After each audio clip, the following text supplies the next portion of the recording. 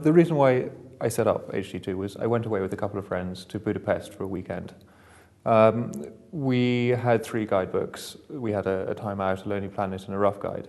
And what we wanted to do was find really good restaurants to go for dinner. We wanted to find some good bars, some good clubs. We were just there Friday through to Sunday. So we ended up booking the best restaurant in Budapest according to the 3 books. And it was a Hungarian restaurant above an antique shop. And we walked in, the maitre d' was in white tie and tails, all the guests were in their mid-50s, jackets and ties, and we were 5 boys, aged 25. We were kind of out of place, and I think we slightly ruined their evening and they slightly sort of dampened down ours. And it just sort of transpired, I just came to the conclusion that, this is a waste of time for a weekend.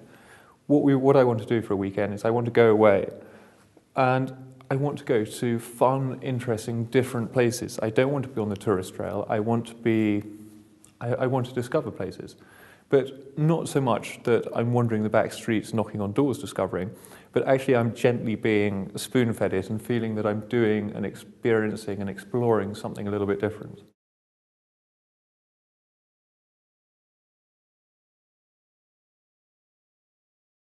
Well, we actually self-publish, and when I started this out, I went off to speak to various publishers and agents, and the general consensus was, if you go to a publisher with this idea, they can start it off with you. You have no risk involved or attached to it. You'll take your 8-10%. They'll own the idea and the brand. And actually, quite quickly, you might become irrelevant to it. So it's probably better to take on the risk yourself and develop it yourself. So we did that and then started working with a distributor in the UK. It's a small independent one called Portfolio. And they very much deal with small travel publishers. And while they don't have any really sort of significant title ranges, they do have a good presence and good contacts into the main chains. So we started working with them, and they could recognise that we were something different. We had a look and a feel and a product that was unlike anything else in the market, and they felt that they could quite easily sell it in to the chain stores and the smaller bookshops and the wholesalers.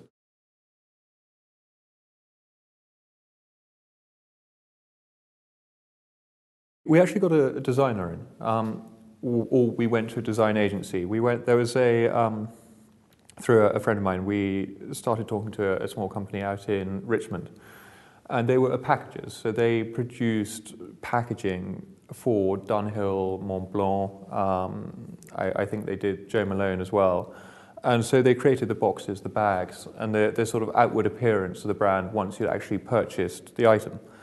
And they very much came up with the look and the feel of the guides. And the idea of the branding was you weren't supposed to look like a tourist. You weren't supposed to stand out in the street. The books were meant to be, they were meant to look like a notebook or a diary or a dress book. And when they first launched, they had a belly band around the outside that was just sort of stuck on by hand by the printers. And the idea was to remove the bands. When you took it away, it was just a simple black book. And it was very discreet. And we didn't want to scream our brand from the rooftops. We just wanted people to organically begin to sort of know about us and talk about us. And it's worked, and we've developed this range where they are discreet, and it's about being sophisticated and elegant. It's about being in the know. And I think that's what our sort of very minimalist branding actually achieves.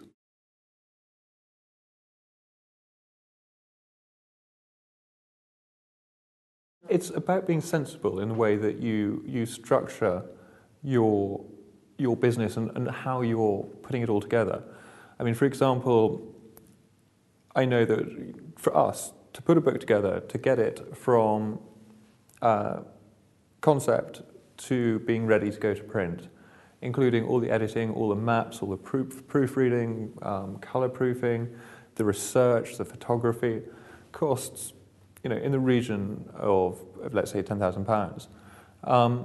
Whereas some of our competitors, who are admittedly much bigger, put the same sort of book together for around £40,000.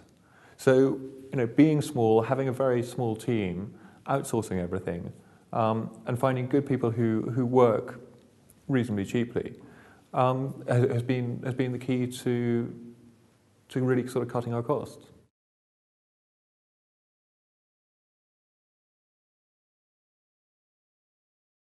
The website was always part of our long-term strategy.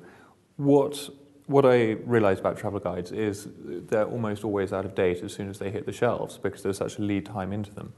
What we wanted to do was keep our books very much up to date. So we created a site at launch which had all the content of all our books online, and we retained journalists or stringers in each of the cities.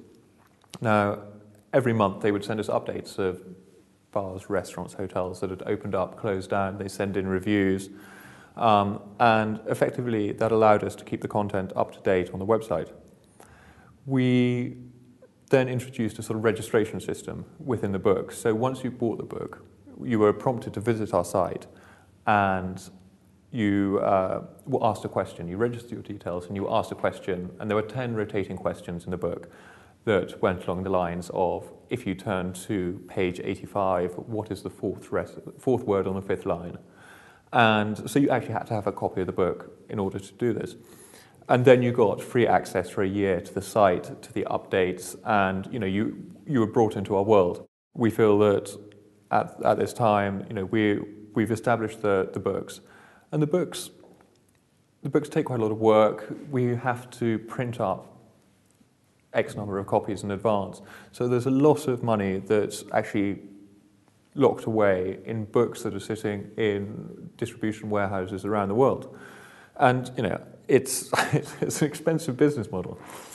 So what we're looking to do is really develop the online side. We're looking to add different strands, different revenue streams, and build upon our established levels of trust with our customers and consumers.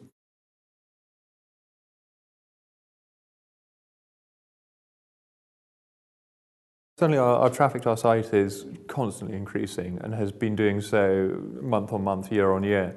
What we're actually finding is a lot more people are purchasing online versions of our books rather than actually buying the hard copies. And what we want to do in this new development is bring in new applications so that our content will be available on iPhone applications and BlackBerry applications, and you'll be able to download it to your own personal computer or mobile phone. This will also very much help us on our sort of content licensing side. We're beginning to really develop relationships with sort of partner brands where they take our content, they use it in the back end of their sites, and again add to their own user experience. What we like to do is do that on a co-branded basis rather than a white label basis. So we very much partner with other businesses. And for us, I think that's very, very important. We're a small niche product brand. And what we like to do is work with people that we see in a similar vein. What we want to do is bring their customers through to us and send our customers through to them.